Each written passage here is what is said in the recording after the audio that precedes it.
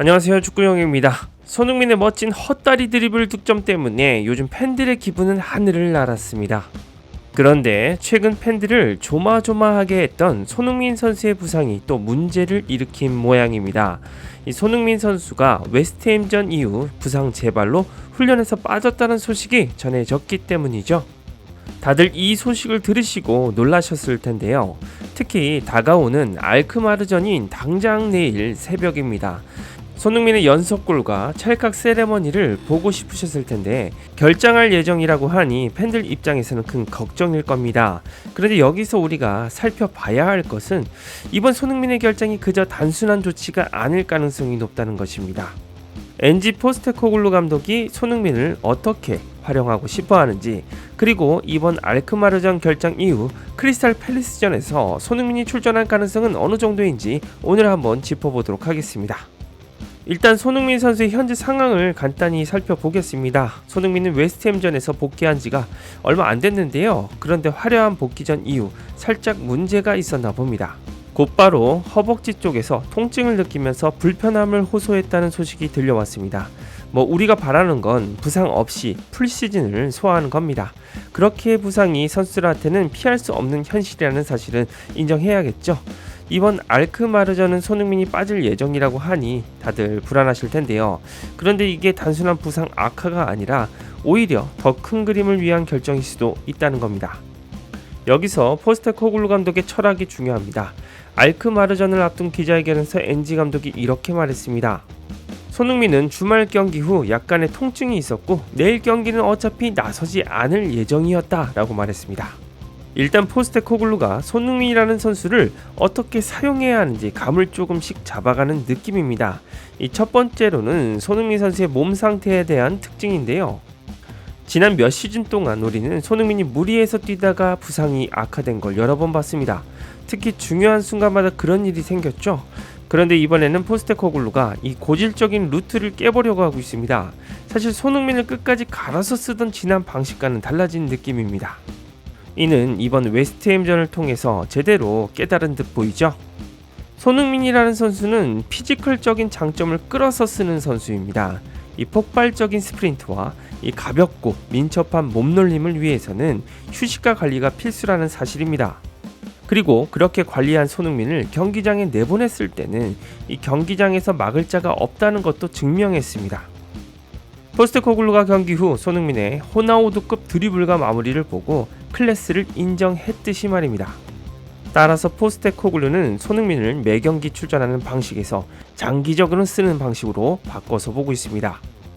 손흥민뿐만이 아니라 히샬리송도 회복 시간을 충분히 주고 있는 걸 보면 알 수 있죠.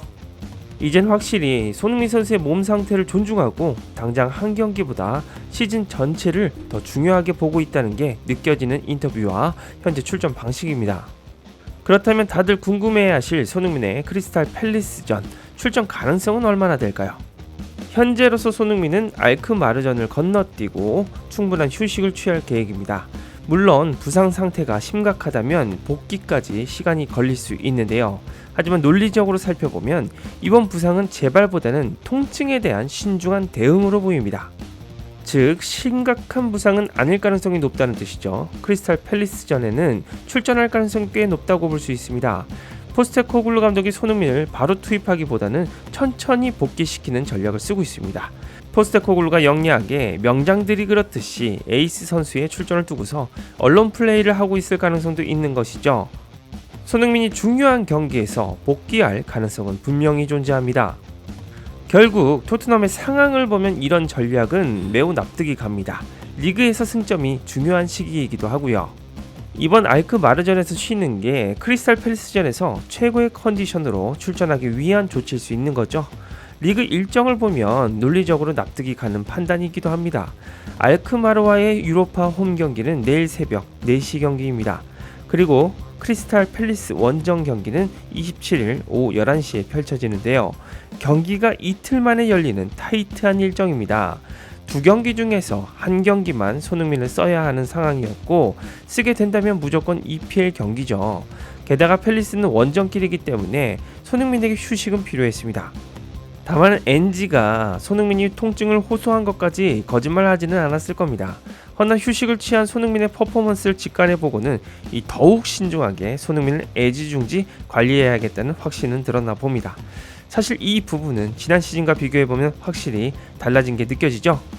그때는 부상 관리가 제대로 되지 않았습니다. 손흥민도 무리하게 출전하고 경기 중에도 몸 상태가 좋지 않아 보이는 장면이 자주 있었어요.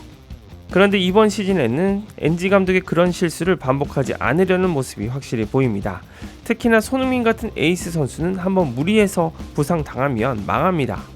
시즌 전체에 영향을 줄 수 있습니다. 포스테코글루는 2년 차에는 그 리스크를 줄이기 위해서 신중하게 접근하고 있다고 분석이 됩니다.